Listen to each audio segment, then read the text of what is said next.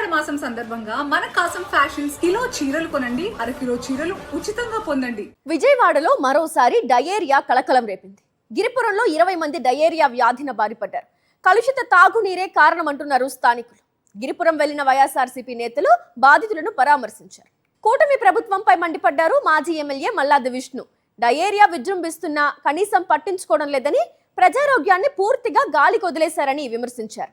ఎన్టీఆర్ జిల్లాకు వైద్య ఆరోగ్య శాఖ మంత్రి సత్యకుమార్ యాదవ్ ఇన్ఛార్జ్ మంత్రిగా ఉన్నా ఉపయోగం లేదన్నారు. డయేరియా విజృంభిస్తుంటే ప్రభుత్వం ఏం చేస్తుందని ప్రశ్నించారు. దీనిపై మరిన్ని వివరాలు మా ప్రతినిధి అశోక్ అందిస్తారు.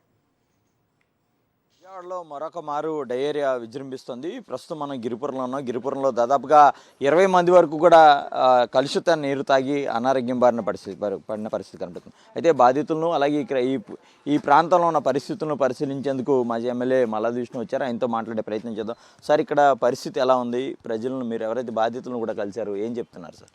ప్రజలు గత 2 రోజులుగా ఈ ప్రాంతం అంతా కూడా డయేరియా బారిన పడి వాంతులు విరోచనాలతో ప్రజలందరూ కూడా అల్లాడిపోతున్నారు.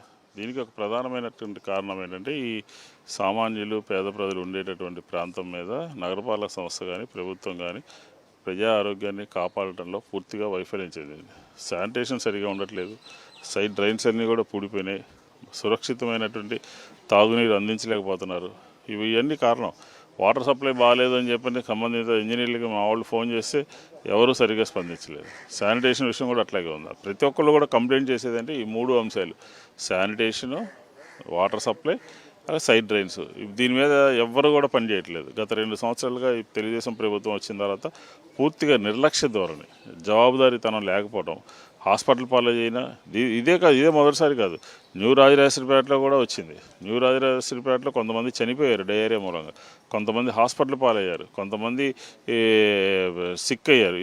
ఈ లక్షణాలన్నీ ఉన్నప్పటికీ కూడా నగరపాలక సంస్థ జవాబుదారీతనం లేకుండా మాకు సంబంధం లేదు, వాటర్ సప్లై అంతా బాగానే ఉంది, చుట్టుపక్కల ఉన్నటువంటి ఆర్ఓ ప్లాంట్ల మూలంగా జరిగిందని ఆ రోజు తప్పించుకున్నారు. మరి ఈరోజు ఏం చెప్తారు?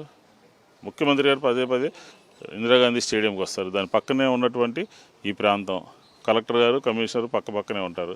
ఎందుకు దీని మీద సరైన చర్యలు తీసుకోవట్లేదు? పైగా అక్కడ శానిటేషన్ వాళ్ళే అపరిశుభ్రమైనటువంటి వాతావరణంలో ఉంటున్నారు అని చెప్పని అంటారు. అంటే తప్పించుకునేటువంటి దానికి వెతుకుతున్నారు అనమాట. కాబట్టి నగరపాలక సంస్థ పూర్తిగా ఫెయిలియర్ అయింది.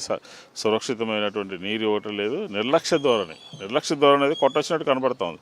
ప్రభుత్వము కనుక సీరియస్గా ఉంటే, అధికారులు సీరియస్గా ఉంటే, మంత్రులు సీరియస్గా ఉంటే ఇలాంటి పనులు జరగవు. ఇది జరుగుతుందంటే వాళ్ళ యొక్క లోపం క్లియర్గా కనబడుతుంది. ప్రజా ఆరోగ్యం ఆంధ్రప్రదేశ్లో పూర్తిగా పడకేసింది.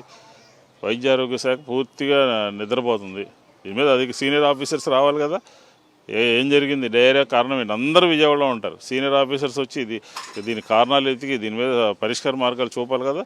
నిమ్మకు నీరెత్తినట్టున్నారు. 2 రోజుల నుంచి ఎవడు కూడా దీని మొహం చూసినట్టు వాళ్ళు ఎవరు లేరు. దాదాపుగా 20 మంది డయేరియా బారిన పడి, కొంతమంది కిడ్నీ బారిన పడి, కిడ్నీకి సంబంధించిన కూడా ఎఫెక్ట్ అయినట్టుగా మనకు చెప్తున్నాయి. వాస్తవం అంతా డాక్టర్లు పరిగణలో తీసుకుని మాట్లాడాల్సిన అవసరం. కాబట్టి ఇది పూర్తిగా నిర్లక్ష్య ధోరణి. ప్రజలందరూ కూడా ఇబ్బంది పడుతూ ఉన్నారు. ఆరోగ్యశ్రీ లేదని చెప్పని ఈ పేషెంట్ చెప్తాడు. ఉదాహరణకి ఈ పేషెంట్ ఈయనకి ఆరోగ్యశ్రీ లేదు, ₹1,00,000 వెళ్ళి ఖర్చు పెట్టుకుని వచ్చాడంట.